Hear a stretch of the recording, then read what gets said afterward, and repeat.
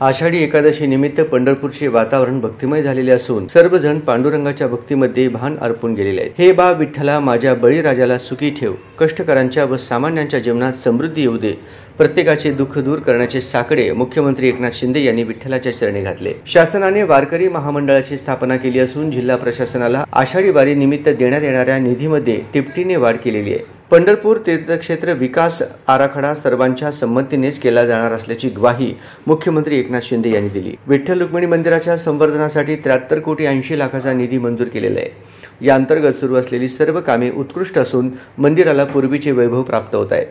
विठ्ठल रुक्मिणी मंदिरात दर्शन मंडप व टोकन दर्शन पद्धत ही तिरुपती बालाजी मंदिराच्या धर्तीवर राबवण्यासाठी जिल्हा प्रशासन व मंदिर समितीने तयार केलेल्या 103 कोटीच्या आराखड्याला मान्यता देण्यात येत असल्याची घोषणा मुख्यमंत्री एकनाथ शिंदे यांनी केली। आषाढी वारी निमित्त आरोग्य विभागाच्या वतीने 4 ठिकाणी महाआरोग्य शिबिराचे आयोजन केलेले असून आतापर्यंत 8 लाख नागरिकांनी या शिबिराचा लाभ घेतला असून 15 लाख नागरिक या आरोग्य सुविधांचा लाभ घेतील अशी अपेक्षा आहे।